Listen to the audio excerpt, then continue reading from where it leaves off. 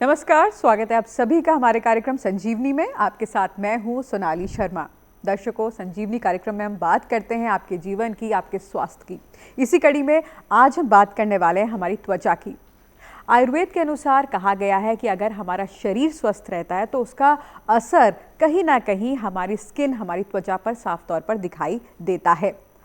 अच्छी, दमदार, चमकदार त्वचा के लिए महंगे ब्यूटी प्रोडक्ट्स की ज़रूरत नहीं होती। ज़रूरत होती है अच्छी दिनचर्या, अच्छा खान पान, अच्छी नींद और साथ ही साथ आपका अंदरूनी संतुलन।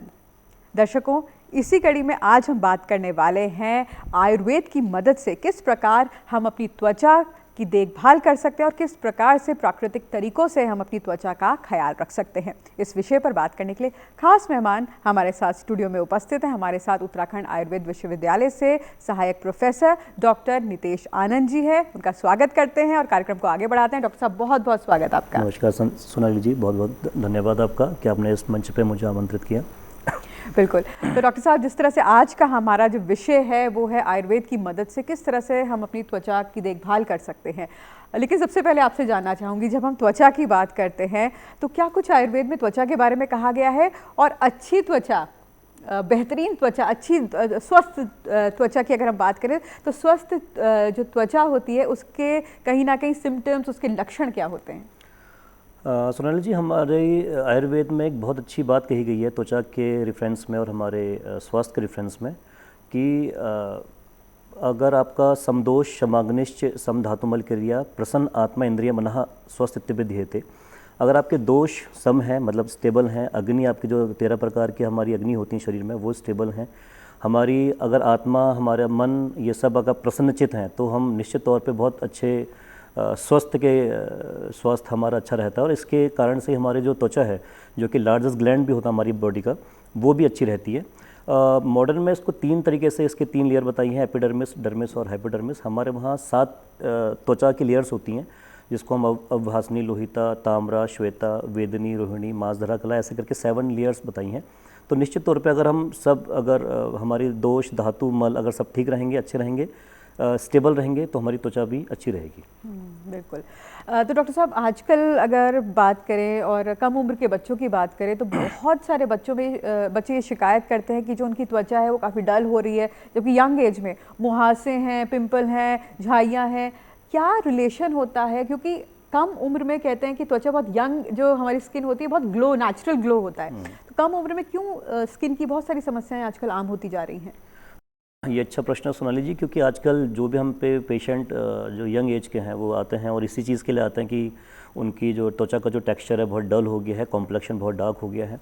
तो इसको मैं 3 डिवीज़न में वर्गीकरण करूँगा। पहला नंबर है आहार का। डाइट हमारी बहुत इंपॉर्टेंट है। आजकल हम देख रहे हैं कि बहुत ज़्यादा फास्ट फूड हो गया है, जंक फूड लेना शुरू कर दिया है, मैदा वाली चीज़ें लेनी शुरू कर दी हैं। जितने भी हम सॉल्ट इंटेक हमारा बढ़ गया है, शुगर इंटेक बढ़ गया है, जो बेकरी के प्रोडक्ट्स हैं वो बढ़ गए हैं। तो एक बहुत बड़ा कारण ये हो जाता है। सेकंड नंबर पे विहार है। विहार का मतलब हम सेडेंटरी लाइफस्टाइल में आ गए हैं, बहुत ज़्यादा हमारा एक्सरसाइज नहीं है, वर्कआउट नहीं है। हम लोग जो है अब वॉक करने में भी हमें हमारी सांस फूल जाती है, जो यंग एज के लोग हैं खासकर। और तीसरे नंबर पे स्ट्रेस, कहीं ना कहीं ये बहुत बड़ा फैक्टर हो जाता है कि हम छोटी छोटी चीज़ों के लिए बहुत ज़्यादा पैनिक हो जाते हैं, पहले से स्ट्रेसफुल हो जाते हैं। तो ये तीनों कंडीशन से जो हमारा त्रिदोष होता है, जो वात पित्त कफ है, वो इम्बैलेंस हो जाता है। और कहीं ना कहीं जब हमारा त्रिदोष इम्बैलेंस होता है तो हमारा हार्मोनल इम्बैलेंसेस भी दिखते हैं। तो यही कारण है जो आजकल इतनी यंग जनरेशन्स में 25 के आसपास उनके पिंपल्स हो गए या फिर सोरियासिस हो गया, बहुत से स्किन डिसऑर्डर हो जाता है। आपने यहाँ पे खान पान की बात की डॉक्टर साहब। खान पान का किस तरह से रिलेशन होता है, या अगर कहें कि हमारा पेट का या डाइजेशन का क्या कुछ रिलेशन होता है हमारी स्किन से? क्या जैसा हम खाएंगे वैसा त्वचा हमारी बताती है कि हम क्या खा रहे हैं, अच्छा खा रहे हैं, नहीं खा रहे हैं, फ्राइड खा रहे हैं, हेल्दी खा रहे हैं? सोनाली जी, एक इंग्लिश में एक बहुत बड़ा अच्छा कोट है कि your gut is the reflection of your skin. अगर आप जैसा आपका गट होगा, मतलब आपका एब्डोमेन होगा, वही आपकी स्किन पे प्रदर्शित होता है। तो अगर हम अच्छा खाना खाते हैं तो हमारे जो हेल्दी बैक्टीरियाज होते हैं जो हमारे गट में रहते हैं, वो भी एक कहते हैं ना सांस लेते हैं। अगर हमारा खाना ऐसे ही रहेगा, जो मैंने अभी बताया कि हम इम्प्रॉपर डाइट ले रहे हैं या फिर हम विरुद्ध आहार कर रहे हैं, रात में 11-11 बजे खाना खा रहे हैं या सुबह बहुत देर से उठ रहे हैं तब खाना खा रहे हैं, तो हमारा कहीं ना कहीं जो गट है वो बहुत कंफ्यूज हो जाता है। इस कारण से जो होता है हमारे जो बॉडी के अंदर जो साइटोकाइनिन्स होते हैं और हमारा जो कॉर्टिसोल हार्मोन होता है वो बहुत ज़्यादा टेंशन में आ जाता है या बहुत ज़्यादा रिलीज हो जाता है, और जिस कारण से हमारे हेल्दी बैक्टीरियाज जो होते हैं वो रिडक्शन हो जाते हैं, उनका बहुत ज़्यादा कम हो जाता है। तो ये सब चीज़ें करने से हमारे जो स्किन का जो रिफ्लेक्शन है, स्किन का जो हमारी जो रेडियंस है, जो ग्लोइंग है एक स्किन जो होती है वो कम हो जाती है, कॉम्प्लेक्शन बहुत डार्क हो जाता है, और छोटे छोटे जो फ्रैकल जिसको बोलते हैं, छोटे छोटे दाने निकल के आते हैं ब्राउन शेप के, वो चीज़ शुरू हो जाती हैं। आपका जो स्किन बहुत जल्दी अर्ली एज में इलास्टिसिटी खो देती है तो लटक जाती है। तो ये सब चीज़ें हम देखने को मिलते हैं बिकॉज ऑफ दिस कि आपका जो गट है वो बहुत अच्छा नहीं है। बिल्कुल, यानी कि गट हेल्थ पर ध्यान देना बहुत ज़रूरी है, वो कहीं ना कहीं रिफ्लेक्ट करता है हमारी स्किन पर। स्ट्रेस और ना सोना ढंग से, नींद अच्छी ना लेना, ये भी आजकल बहुत कॉमन यंगस्टर्स में देखा जाता है कि ना वो अच्छे से सो पाते हैं और बहुत छोटी छोटी बातों पर भी बहुत ज़्यादा तनाव ले लेते हैं। तो क्या उसका भी कोई ना कोई असर हमारी त्वचा पर, उसका भी कुछ दिखाई देता है? स्ट्रेस के लिए मैं बात कहना चाहूँगा कि जैसे अभी छोटी छोटी चीज़ों के लिए हम स्ट्रेस ले रहे हैं, अपने एग्ज़ाम के लिए, अपने इंटरव्यू के लिए, तो वो चीज़ नहीं लेनी चाहिए। लेकिन इसका जो अगर हम साइंटिफिक रीज़न देखें तो ये होता है कि जब हम स्ट्रेस लेते हैं तो हमारी बॉडी का जो हमारा जो हाइपोथैलेमस और पिट्यूटरी का एक्सेस होता है वो कहीं ना कहीं बिगड़ जाता है, और उससे हमारा कॉर्टिसोल हार्मोन और एड्रेनलिन हार्मोन बहुत ज़्यादा बढ़ जाते हैं। इसको स्ट्रेस हार्मोन भी बोलते हैं। अगर कॉर्टिसोल और एड्रेनलिन हार्मोन बहुत ज़्यादा बढ़ गए तो ये क्या करते हैं कि इन्फ्लेमेटरी साइटोकाइनिन्स नाम की एक चीज़ होती है, वो हार्मोन भी रिलीज़ कर देते हैं शरीर में, और जब ये तीनों हार्मोन शरीर में रिलीज़ होते हैं तो हमारी बॉडी एक डिफेंसिव मैकेनिज्म में आ जाती है कि इसको हटाओ। उस हटाने के लिए उसका जो आपका पिट्यूटरी का एक्सेस है वो बिगड़ जाता है, और समहाउ अगर जब ऐसी होता है तो हमारे आंखों के नीचे आप देखते हैं कि बैगी आइज़ हो जाते हैं, बहुत भारी स्किन हो जाती है, हमारी चेहरे की पफिनेस हो जाती है, या फिर हमारी जो कॉम्प्लेक्शन वो डार्क हो जाता है, या हमारी जल्दी अर्ली एज में बाल भी हट रहे हैं या बाल ग्रेइश हो जा रहे हैं। तो ये सारे रिजल्ट्स हमें देखने को मिलते हैं। और अगर जहाँ तक बात हमारे इसकी है कि हम पुअर स्लीप ले रहे हैं या अच्छी नींद नहीं ले रहे हैं, बहुत से OTT प्लेटफॉर्म्स आ गए हैं, तो बहुत से लोग जो है 12 बजे तक 2-2 बजे तक अपना फ़ोन्स पे लगे रहते हैं। उस कारण से क्या होता है कि हमारा जो बॉडी का कहीं ना कहीं जो बैलेंसिंग प्रॉपरली नहीं हो पाता, और हमारा जो एक एक्सेस होता है, हमारे जो जिसको हम ब्रेन का एक्सेस बोलते हैं हमारे स्किन के संग, वो एक बैलेंस ना होकर इम्बैलेंस हो जाता है बहुत ज़्यादा, और वो पुअर स्लीप आपके सोरियोसिस, एक्ने वल्गैरियस ऐसे बहुत सी बीमारियाँ, विटिलिगो, या फिर आपका इन्फेक्शन जो फंगल इन्फेक्शन होता है बेसिकली वो कॉज करता है। तो निश्चित तौर पे अच्छी नींद ना लेना और देर तक जागे रखना एक मुझे लगता है कि एक सही नहीं है हेल्दी स्किन के लिए। बिल्कुल। तो आपने बताया कि गट हेल्थ बहुत इम्पॉर्टेंट होती है, स्ट्रेस के कारण भी स्किन इफेक्ट होती है, और साथ ही साथ पानी का भी हम जानना चाहेंगे यहाँ पर। और आपने ये भी बोला नींद की कमी भी कहीं ना कहीं हमारी स्किन को पे दिखता है वो चीज़ भी। पानी की यहाँ पर बात करते हैं डॉक्टर साहब, क्या पानी की कमी, कम पानी पीना या ज़रूरत से ज़्यादा पानी पीना, वो भी कहीं ना कहीं रिफ्लेक्ट करता है हमारी स्किन डिसऑर्डर्स को कहीं ना कहीं? और अगर पानी का भी कोई महत्व है तो कितना पानी, ये भी आप बताइएगा, एक दिन में हमें लेना चाहिए फॉर गुड स्किन? पानी के संदर्भ में एक चीज़ मैं कहना चाहूँगा, जब भी हम पे बहुत ज़्यादा पेशेंट आता है OPD पे, तो वो एक चीज़ बहुत गर्व से कहता है कि डॉक्टर साहब मैं सुबह सुबह जो है 3 लीटर पानी पी जाता हूँ या 2.5 लीटर पानी पी जाता हूँ। तो मुझे ऐसा लगता है कि ये सही नहीं है, क्योंकि हर स्किन का, हर मनुष्य का जब टेक्सचर अलग है तो स्किन का गट अलग है, तो स्किन को भी उतनी ही पानी की आवश्यकता जितना उसको चाहिए। तो ज़रूरत से पानी पीना बहुत अच्छा नहीं है, क्योंकि कहीं ना कहीं ये फैटी लीवर या लीवर के ऊपर एक प्रेशर भी देता है बहुत ज़्यादा सुबह सुबह का खाली पेट पानी। हाँ, पूरे दिन भर में पानी पी सकते हैं, लेकिन वो भी रिक्वायर्ड जितनी अमाउंट है उतना। लेकिन पानी अच्छा है स्किन के लिए, नो डाउट, क्योंकि स्किन को हाइड्रेट करने के लिए, स्किन के जो एक्स्ट्रा टॉक्सिन्स होते हैं, जो ब्लड टॉक्सिन्स हैं, उसको फ्लश आउट करने के लिए, हमारी जो स्किन की इलास्टिसिटी है उसको बनाए रखने के लिए, हमारे जो स्किन का टोन है, एक अच्छा टोन बनाने के लिए ये पानी बहुत इंपॉर्टेंट है। बट अगर हम कहें कि कितना पानी पीना चाहिए, तो ये हर पेशेंट टू पेशेंट वेरी करता है। किसका अगर वेट 120 के आसपास है तो हम ये नहीं कह सकते कि उसको तो 1 लीटर पानी ही पीना चाहिए, जाहिर सी बात है उसको पानी फिर ज़्यादा पीना चाहिए। और किसका वेट अगर 50 के आसपास है, उसकी एज भी अगर ज़्यादा है, तो उसको पानी उतना कम लेना चाहिए। तो पानी का जो वेरिएशन है, वो अमाउंट जो है पेशेंट टू पेशेंट वेरी करता है, बट हेल्दी स्किन बनाए रखने के लिए हाइड्रेट रहना बहुत ज़रूरी है। बिल्कुल। अब आयुर्वेद की यहाँ पर बात कर लेते हैं। स्किन को लेकर आयुर्वेद क्या कुछ कहता है, ये तो आपने बताया। स्किन की जो नॉर्मल जो समस्याएं होती हैं, जो अमूमन कई लोगों को होती है, जैसे आजकल गर्मी का मौसम होता है जब, तो ड्राइनेस बहुत ज़्यादा बढ़ जाती है। ऐसे में आयुर्वेद क्या कहता है और किस तरह से आयुर्वेद की मदद से हम अपनी त्वचा का ख्याल रख सकते हैं अगर बहुत ज़्यादा ड्राइनेस हमारे शरीर पर हो रही है तो? इसको एक्चुअली हमारे शास्त्रों में वर्णित है कि त्रिदोष थ्योरी है। जैसे त्रिदोष में वात, पित्त और कफ आ जाते हैं। अगर बॉडी में ड्राइनेस बहुत ज़्यादा बढ़ रही है तो वो वात का एक सिम्टम है, क्योंकि वात के गुण में आता है तत्र रूक्ष शीत लघु सूक्ष्म चलो तो विशद खर। तो पहले ही नंबर को जो है तत्र रूक्ष बोला। रूक्ष का मतलब अगर हम हिंदी में इंग्लिश में वर्जन करेंगे तो ड्राइनेस या रफनेस होगी। तो जितनी बॉडी ड्राई हो जाती है तो हमारी बॉडी से उतने हाइड्रेशन जो है वो लॉस हो जाता है। और अगर हाइड्रेशन लॉस हो गया तो हमारा जो ट्रांस एपिडर्मल एक रेशियो होता है बॉडी का, हमारी स्किन का, वो बिगड़ जाता है। अगर वो इम्बैलेंस हो गया किसी कारण से तो हमारी बॉडी में जो है विभिन्न प्रकार के स्किन डिसऑर्डर तो होंगे ही, हमें गट भी रोग हो जाएगा। जैसे गट के इन्फेक्शन, जैसे कॉन्स्टिपेटेड होना, पेट में ब्लॉटिंग होना, बार बार आपका पेट फूल जाएगा, कम खाना खाओगे तो भी दिक्कत करेगा, ये सब चीज़ें भी हो जाएंगी। और प्लस आपका अगर बहुत ज़्यादा स्किन ड्राई हो रही है, रफ़ हो रही है, तो उसके लिए एक सुझाव देता हूँ मैं आपको कि हमें घी का इंटेक ज़रूर करना चाहिए। खाने के तौर पे हो, जैसे हम रोटी पे लगाते थे या हम अपने दाल पे, सब्जी पे, जो भी है एक चम्मच हमें घी ज़रूर करना चाहिए, क्योंकि घी जो है नेचुरल मॉइस्चराइज़र है। हम देखते हैं कि जब हम सर्दियाँ होती हैं, सर्दियों में हमारी जो बाहर की त्वचा वो रुक्ष हो जाती है, ड्राई हो जाती है, तो हम वैसलीन या फिर ऐसा कोई मॉइस्चराइज़र लगाते हैं। सेम हमारी बॉडी के अंदर अगर ड्राई हो जाती है तो हमें घी का यूज़ करना चाहिए। गाय का घी बेस्ट होता है, और ये आजकल बहुत विलुप्त हो गया कि लोग अब घी भी बहुत नहीं खाते हैं। तो आप 1 चम्मच रोज़ रेगुलरली बेसिस पे आप घी खाइए, तो आपकी बॉडी नेचुरली आपके जो है मॉइस्चर रहेगी। बिल्कुल। और डॉक्टर साहब, हमने ये भी देखा कि जिस तरह से अब लोगों का जो रहन सहन है, कहीं ना कहीं पहले के टाइम पे अभ्यंग, तेल मसाज का बहुत ज़्यादा प्रचलन था, लेकिन समय के साथ अब वो भी कहीं ना कहीं कम होता जा रहा है। तो तेल की जो मसाज करना, मालिश करना तेल से, वो कितना महत्वपूर्ण है, और अगर कर सकते हैं तो कौन कौन से तेल सबसे बेहतरीन होते हैं? आपने बिल्कुल सही बात कही कि पहले हमारी जो दादी नानियाँ थी वो, हम जब पैदा होता था बच्चा तो उसको पूरा मालिश करती थी धूप में बिठा के। अब ये जैसे जैसे हम थोड़ा वेस्टर्नाइज की तरफ बढ़ रहे हैं तो ये सब चीज़ें विलुप्त हो रही हैं। तो सबसे पहले तो जो तेल मालिश है उसको आयुर्वेद में अभ्यंग नाम दिया जाता है। अभ्यंग का मतलब है तो कंप्लीट बॉडी का एक पर्टिकुलर टाइम तक 40 to 45 मिनट्स तक पूरी बॉडी का अभ्यंग होता है, मालिश होती है। वो क्या करता है अभ्यंग, जब भी हम तेल लगाते हैं अपनी स्किन पे तो वो जो पोर्स होते हैं, छोटे छोटे पोर्स होते हैं, उसको ओपन करती है, खोलती है। तो स्किन के पोर्स जब हेल्दी रहते हैं तो बॉडी में इम्यूनिटी बहुत अच्छी बनती है। कोविड के टाइम पे हमने देखा कि सबकी इम्यूनिटी, जिसकी इम्यूनिटी अच्छी नहीं थी तो वो आज नहीं है हमारे बीच, और जिनकी इम्यूनिटी अच्छी थी तो वो अच्छा जो है अपनी बॉडी को रिवाइव कर सके, रिजनरेट कर सके। तो अभ्यंग इसमें बहुत हेल्प करता है, आपकी इम्यूनिटी को बहुत हेल्प आउट करता है।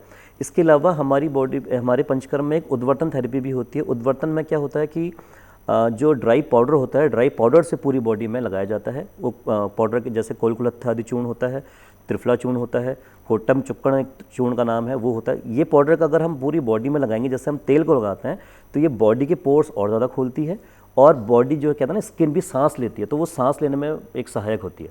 जहाँ तक तेल की बात है, तेल में हमारे जैसे पंचतिक्त घृत हो गया, हमारा कुमकुम आदि तेल हो गया, हमारा महानारायण तेल हो गया, सहचर आदि तेल है, बहुत से तेल के नाम हैं जो कि अलग, फिर से अलग अलग पेशेंट्स पे अलग अलग तेल थ्योरी काम करती है। ऐसा नहीं कि हम एक ही जैसे तेल सब पे लगा रहे हैं। तो ये बहुत इंपॉर्टेंट है कि ऐसे नहीं कि जो मैं नाम बोल रहा हूँ तो सब वो लगाना शुरू कर देंगे। वो बेसिकली ये अंडर स्ट्रिक्टली गाइडेंस ऑफ एक पंचकर्मा जो डॉक्टर्स होते हैं या फिर जो आयुर्वेदिक प्रैक्टिशनर्स होते हैं उनके सुपरविजन में करना चाहिए। बिल्कुल।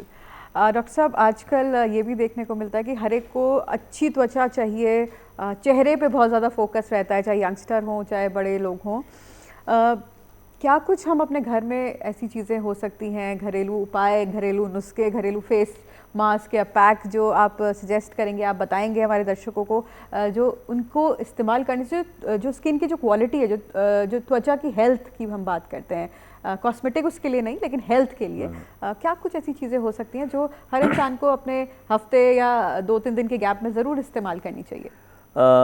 इसमें सबसे इम्पोर्टेंट ये है कि जैसे मैंने बताया कि पंचकर्म बहुत सहायक होता है हर चीज़ में। मैं पंचकर्म इसलिए लगा रहा हूँ क्योंकि आयुर्वेद जो है पंचकर्म से कहते हैं ना 2x और 3x हो गया, मतलब कि अब और गुना बढ़ जाता है। तो पंचकर्म अपनी लाइफ में हमें सम्मिलित करना चाहिए, इसको एडजस्ट करना चाहिए लाइफ में।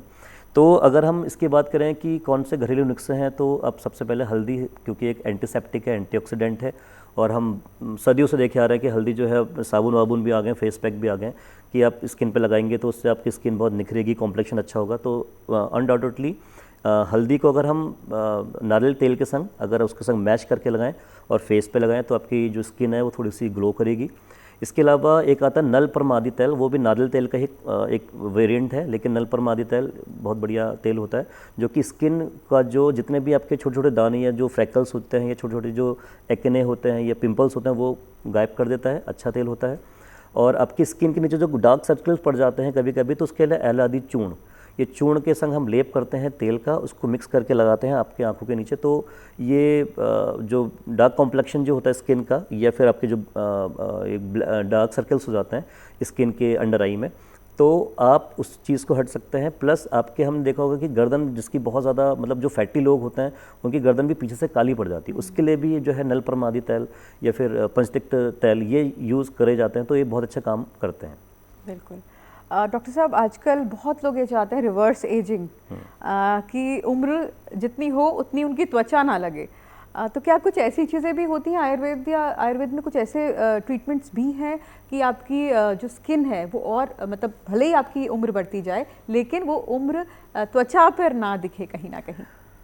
इसके लिए फिर मल्टीफैक्टोरियल चीज़ें काम करती हैं सोनाली जी, क्योंकि ऐसा नहीं कह सकते हैं कि हम कुछ दवाई ले लें तो हमारी त्वचा जो है उम्र से पहले ख़राब दिखने लगेगी या फिर एजिंग दिखने लगेगी।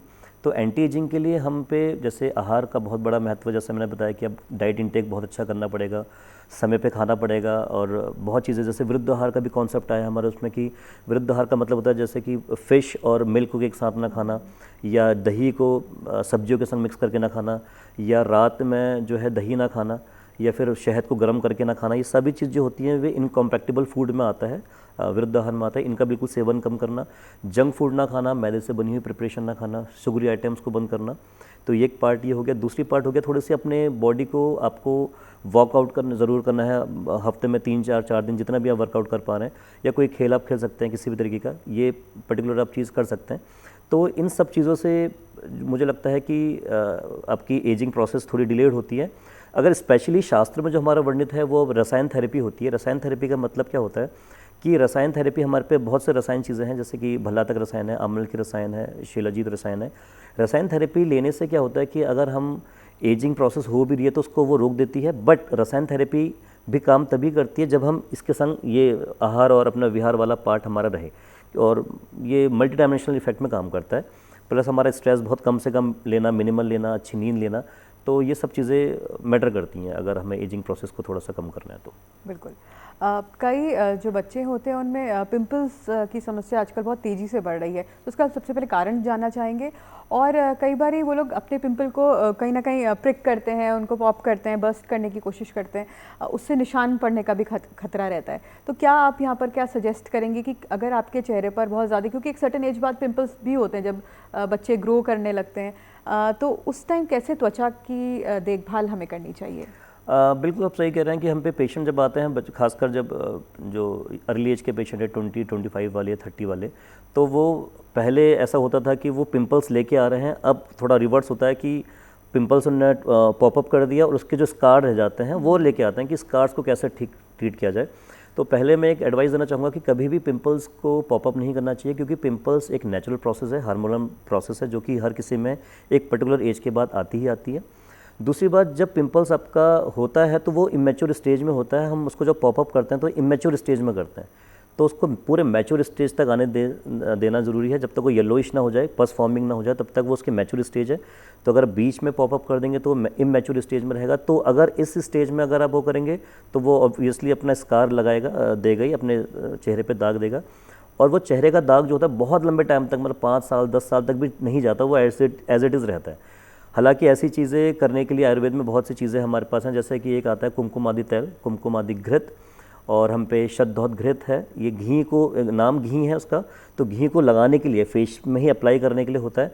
तो पुराने से पुराने भी चीज़ अगर होंगी, तो मतलब स्कार अगर होगा, जैसे कि जले का भी स्कार है या कभी कोई एक्सटेंड हो जाता है उसका भी स्कार है, तो उसका अप्लाई करेंगे again under the strict supervision of Ayurvedic physician, तो वो धीरे धीरे करके अपना जो है स्कार छोड़ देता है। और पिंपल्स को जो बेसिकली में जो हम पे विधा चलती है वो चलती है रक्तमोक्षण की। रक्तमोक्षण का मतलब होता है कि ब्लड को निकालना। पिंपल्स इसलिए होते हैं क्योंकि इम्प्योर ब्लड हमारे शरीर में सर्कुलेशन में है, तो उसको प्योर करने के लिए हमें जलों का थेरेपी होती है, लीच थेरेपी भी बोलते हैं। तो हम पर्टिकुलर उस जगह पे लीच लगाते हैं, जिसको सामान्य भाषा में जौंक बोलते हैं। बट ये जौक हमारे आयुर्वेद की अलग तरीके से होती है, इसको हमें हाइब्रिड करके पालना पड़ता है, इसका पूरा अलग से एक मार्केट भी है। तो हमें सिर्फ स्पेशली वही लीच लगानी पड़ती है उस जगह पे। वो जब वो लगाते तो जौक की क्वालिटी होती है कि वो इम्प्योर ब्लड सक करती है, प्योर ब्लड आते ही वो छोड़ देती है। तो जैसे ही अगर वो इम्प्योर ब्लड लेगी तो पूरा जितना इम्प्योर ब्लड आपका निकल जाएगा। तो ये सिटिंग ऐसा नहीं कि एक ही बार में हो जा रही है, हमें कम्प्लीटली करीबन 7 to 10 सिटिंग ऐसी देनी पड़ती है। अगेन पेशेंट के उसमें डिपेंड करता है। तो ये 2-3 चीज़ है जो कि हम आयुर्वेद में करते हैं और निश्चित तौर पे इससे बहुत ईजीनेस मिलती है, बहुत आराम भी मिलता है पेशेंट को। और जब पिंपल्स होते हैं तो क्या कोई ऐसा फेस पैक है या कुछ ऐसी चीज़ जो हम चेहरे पर इस्तेमाल कर सकते हैं?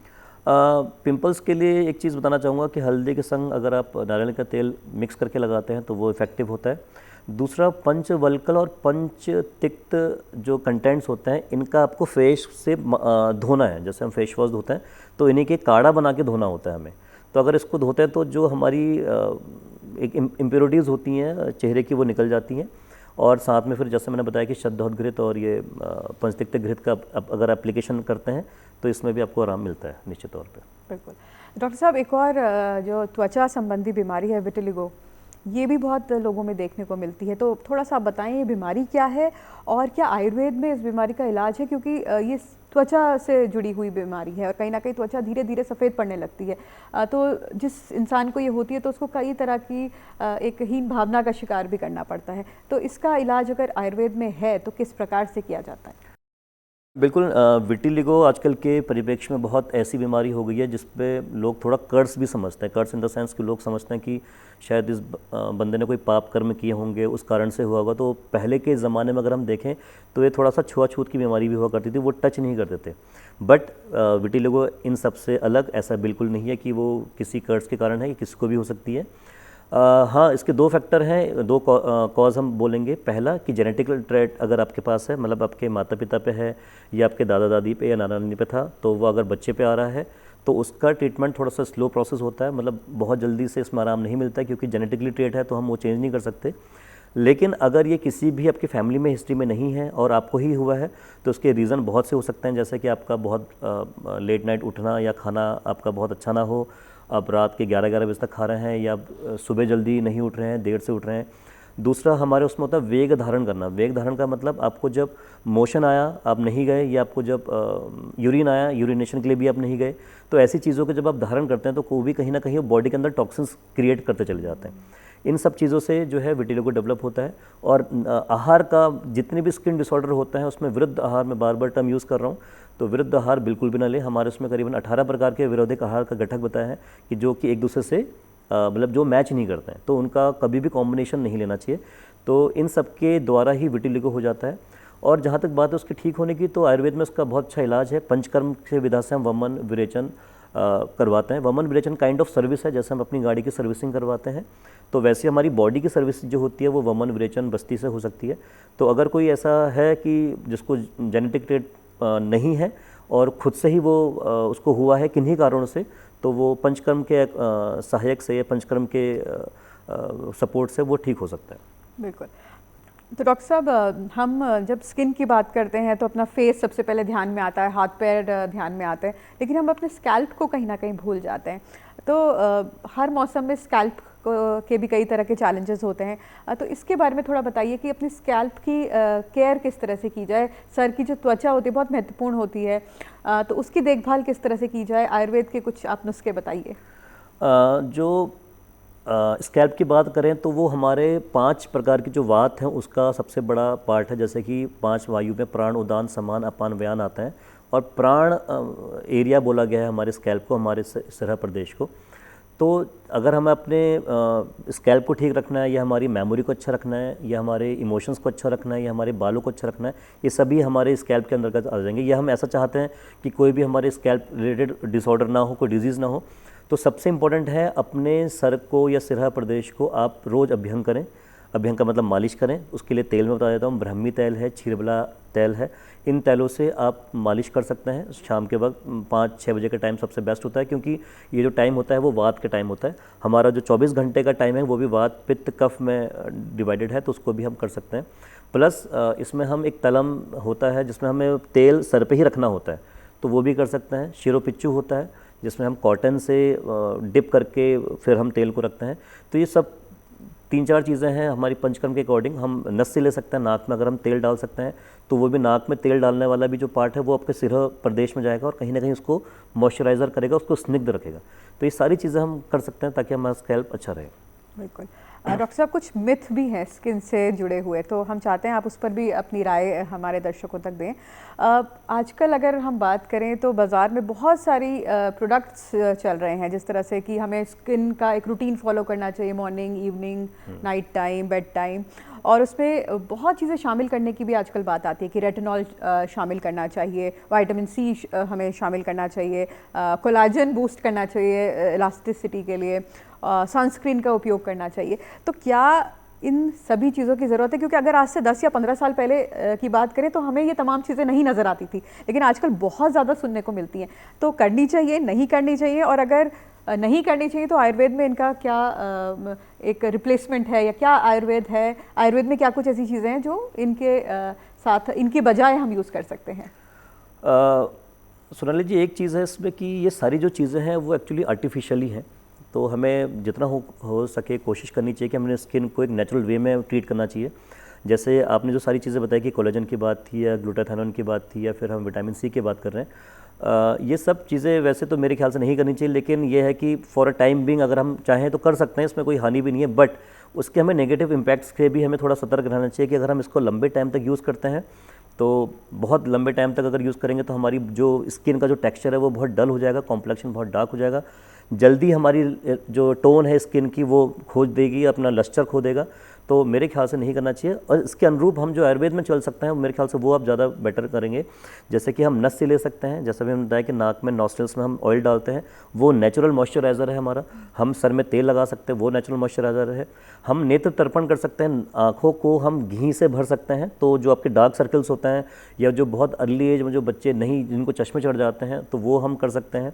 अपनी पूरी बॉडी के लिए हम उद्वर्तन कर सकते हैं। उद्वर्तन में हम जो आपका चूर्ण होता है, चूर्ण की मालिश करते हैं। तो ये सब नेचुरल कंडीशंस हैं, ये नेचुरल तरीके हैं जो कि हम पंचकर्म से, आयुर्वेद से शुरू कर सकते हैं। बट इसके साथ साथ हम जो अपने डाइट को नहीं भूलना चाहिए, क्योंकि हम कोलेजन ले रहे हैं लेकिन हम ये भूल जाते हैं कि स्किन का जो इफेक्ट है या कोलेजन का जो इफेक्ट है स्किन तक ही रहता है। अगर हमारी गट अच्छा नहीं है, हमारा एब्डोमेन अच्छा नहीं है, हमारा पेट अच्छा नहीं है, हम रोज़ जब भी मोशन के लिए बैठते हैं तो 1-1 घंटा लगा रहे हैं, आधा घंटा लगा रहे हैं पेट साफ़ होने में, और हम रेटिनॉल ले रहे हैं, तो ये कहीं ना कहीं गलत प्रोसेस है जो कि यूज्ड में है। बिल्कुल। तो डॉक्टर साहब, चलते चलते हम चाहेंगे आप हमारे दर्शकों को कुछ सलाह दें, कुछ टिप्स दें जो वो अपनाएं, और ताकि उनकी जो त्वचा है वो दमदार, चमकदार रहे।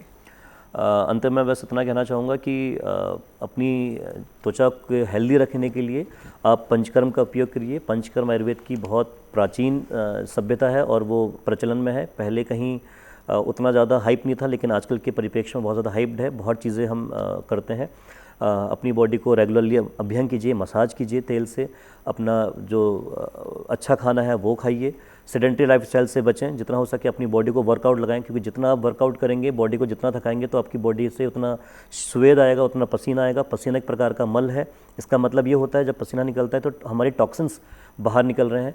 तो और अच्छा खाना खाने के साथ साथ अपना अच्छा जो आपका स्पिरिचुअल लेवल है, मतलब मेडिटेशन हो गया, प्राणायाम हो गया, अब योगा हो गया, सूर्य नमस्कार हो गया, ये भी साथ साथ करिए। तो ये सारी चीज़ें अगर आप मिलेंगे करते हैं तो कहीं ना कहीं आप स्किन आपकी बहुत हेल्दी रहेगी, बहुत जल्दी आपकी स्किन डल नहीं होगी, कॉम्प्लेक्शन आपका डार्क नहीं होगा। तो बहुत बहुत धन्यवाद सोनाली जी, आपने ये माध्यम दिया ताकि त्वचा विचारों के ऊपर मैं अपनी बात रख सकूं और जन जन तक वो बात पहुंच सके। बहुत बहुत शुक्रिया डॉक्टर आनंद, आपका हमारे कार्यक्रम में आने का, और इतनी महत्वपूर्ण जानकारी आपने हमारे दर्शकों को दी। आपका बहुत बहुत शुक्रिया। धन्यवाद सोनाली जी। तो दर्शकों, उम्मीद करते हैं आपको आज का कार्यक्रम पसंद आया होगा, और जिस तरह से डॉक्टर आनंद ने जानकारी दी कि आयुर्वेद की मदद से, और उन्होंने जितने भी नुस्खे बताए हैं वो तमाम नुस्खे आप अपनाएं ज़रूर, लेकिन इसके साथ साथ उन्होंने कहा है कि अच्छा आहार आप लें, अच्छी नींद लें, स्ट्रेस और एंग्जाइटी से बचें, तो जाहिर है कि आपकी जो त्वचा है वो चमकीली, दमदार और सेहतमंद ज़रूर नज़र आएगी। फिलहाल कार्यक्रम में मेरे साथ इतना ही। मुझे और मेरी पूरी टीम को इजाज़त दीजिए। नमस्कार।